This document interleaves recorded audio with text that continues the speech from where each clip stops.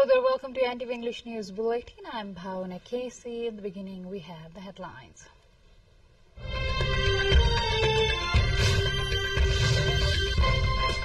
There are discussions on the federal budget allocation for the upcoming fiscal year underway today as the Parliament.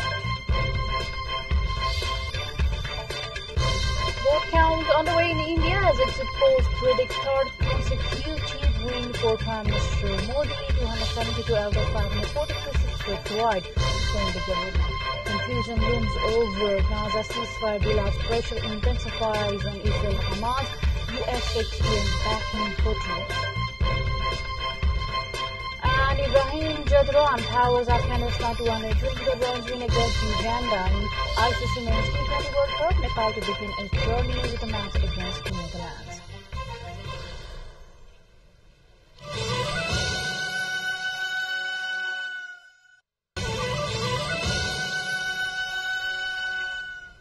Welcome back. We are with NTV English News Bulletin. Now we have the news in details.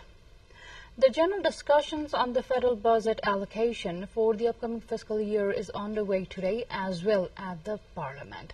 Taking part in the discussion, the members of the House of Representatives have argued that the new budget for the upcoming fiscal year has kept the country and people at the center. The lawmakers have suggested that the government should give emphasis on implementation of the budget, adding that the budget has incorporated the concerns of the private sector, agriculture, tourism, healthcare, and education. Also today, general discussions on the budget for the upcoming fiscal year 2024-25 will continue in the National Assembly meeting. The National Assembly's meanwhile has been slated for 1:15 p.m.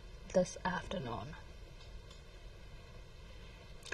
The 900 megawatt capacity Arun third hydropower project in Sankwa Sabha is all set for breakthrough today. Prime Minister Pushpa Kamal Dahal is attending the breakthrough function. 70% of the project has been completed. Prime Minister Dahal is also scheduled to monitor Arun third's dam site and powerhouse via helicopter today. The main tunnel of the project, Makalu 5, is 11.837 kilometers long. If no further obstacles arise, the project will be completed within a year from now. 2 persons lost their lives after a Solan Ratua river washed away a jeep in Chulachuli Rural Municipality, Ward Number 5 of Ilam District. The jeep was en route to Damak of Jhapa from Larumba of Mangsebung Rural Municipality of Ilam. The deceased include a woman and a baby. However, their identity is yet to be ascertained, according to District Police Office Ilam. Police added it is still unclear how many people were on board the jeep. With this update, time to go for a short break again, but still to come we have.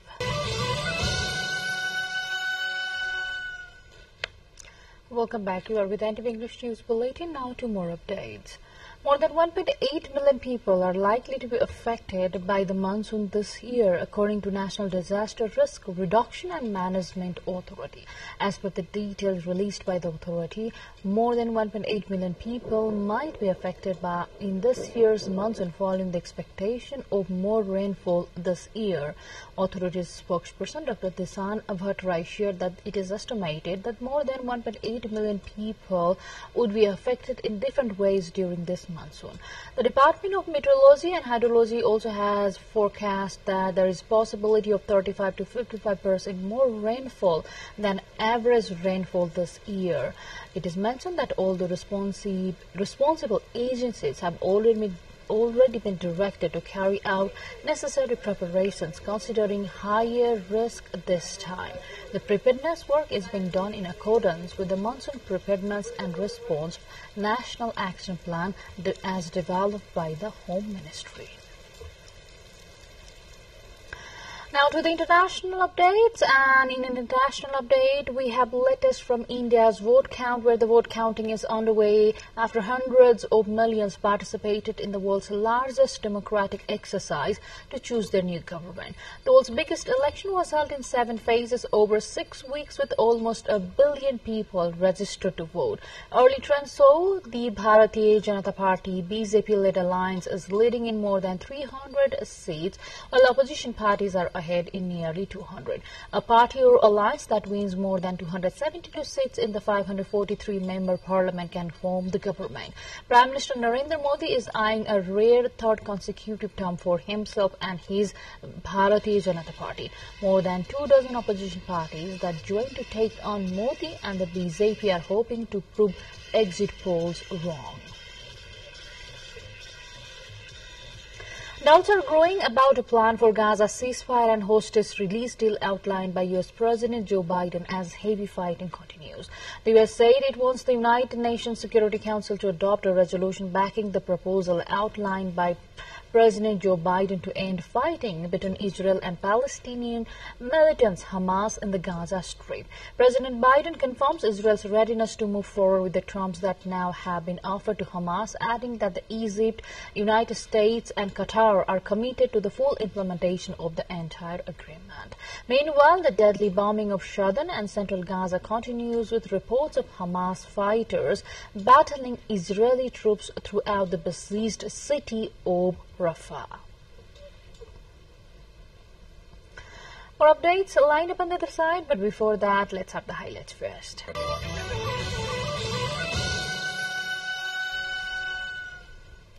Welcome back. Former Pakistani Prime Minister Imran Khan has been acquitted of leaking state secrets but will remain in jail because of a conviction in another case. In the run-up to elections in February, the 71-year-old who was ousted as Prime Minister in 2022 was hit with 3 more prison sentences for cases he insists are politically motivated. Khan was sentenced to 10 years in prison in January on charges of making public a diplomatic cable in 2022. The Islamabad High Court upheld his appeal and cleared him in that case on Monday, but he is not expected to leave prison for now. The former cricketer star and his third wife Bushra are both serving prison sentences after a court ruled that their 2018 marriage had been un-Islamic and illegal, as it came too soon after her divorce. China says its lunar probe has successfully taken off from the far side of the moon to begin its journey back to the Earth, carrying the first ever samples collected from that region. State media says the module of Chang'e 6 craft, named after the moon goddess in the Chinese mythology, successfully lifted up at about 7:38 a.m. on Tuesday morning local time to begin the journey back.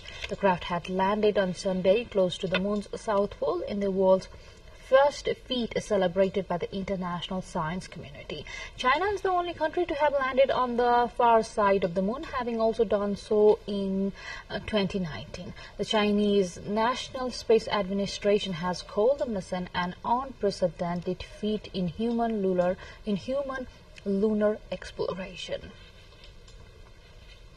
More updates line up on the other side, but before that, let's have the highlights first.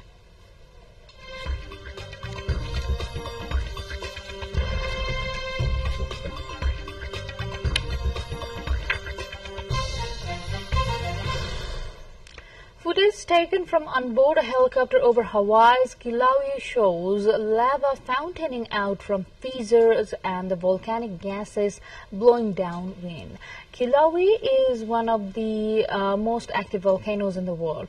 According to U.S. Geological Survey, the eruption, which began on June the 3rd, has paused, but the situation remains dynamic and could change quickly. Now to sports.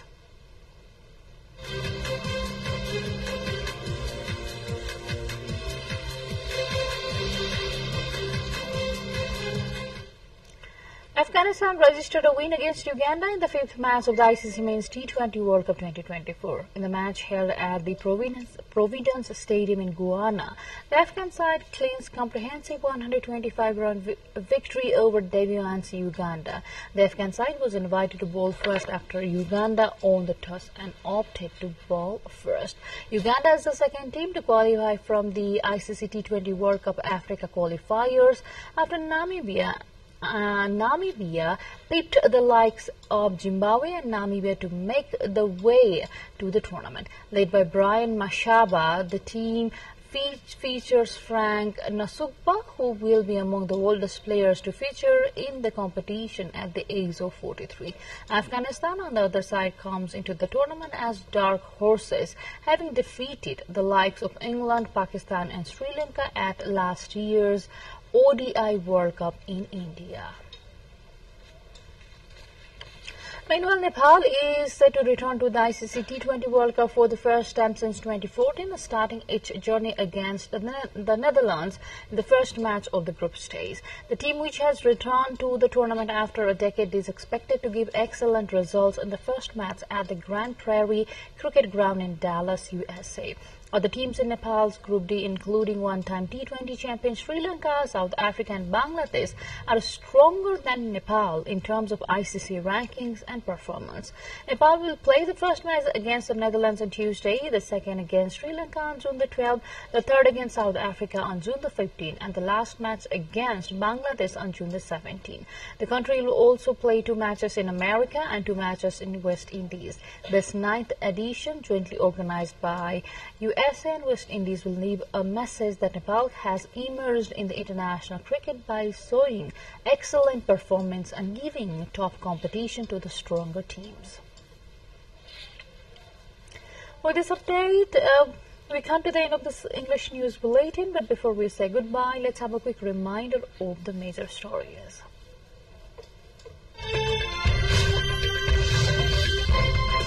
During discussions on the federal budget allocation for the upcoming fiscal year underway at the lower house, discussions to continue at the upper house as well.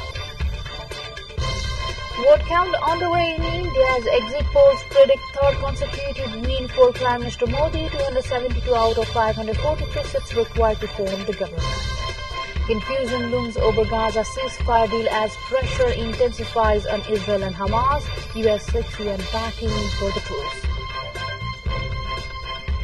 And Ibrahim Jadran powers Afghanistan to 125-run win against Uganda in ICC Men's T20 World Cup. Nepal to begin its journey with a match against the Netherlands. That's all we have in this edition of English News Bulletin. We'll see you again with next round of English Bulletin at 6 in the evening. Till then, have a great time ahead and do stay tuned with us. Namaste.